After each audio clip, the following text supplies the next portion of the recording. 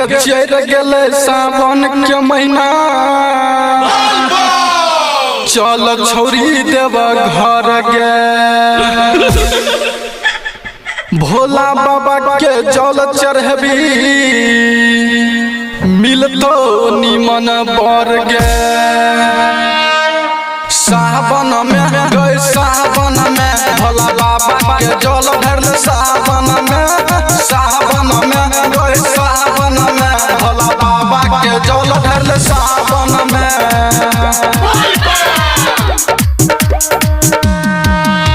सावन में गए सावन में, भोला बाबा के जल भरल सावन में। सावन में गए सावन में, भोला बाबा के जल भरल सावन में। क्रांति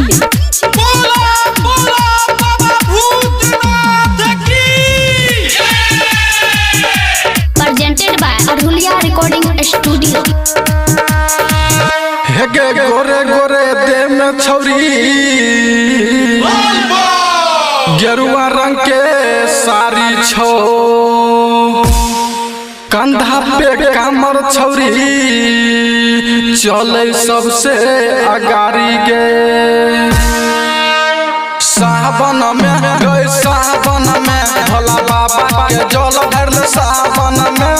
सावन में गए सावन में, भोला बाबा के जल भरल सावन में।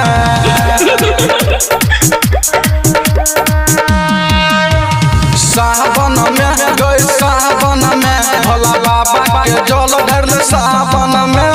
सावन में गए सावन में, भोला बाबा के जल भरल सावन में।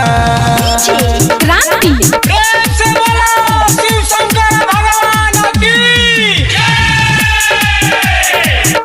Presented by अरुलिया recording studio. हेगे मिथल सम्मिलन के संग में, बोलबम बोलत जाय छी।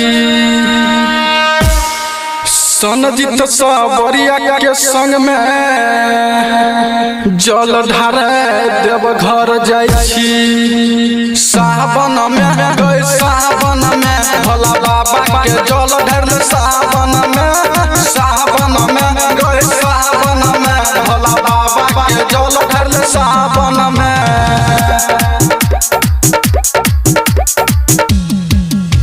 सावन में गए सावन में, भोला बाबा के जल भरल सावन में।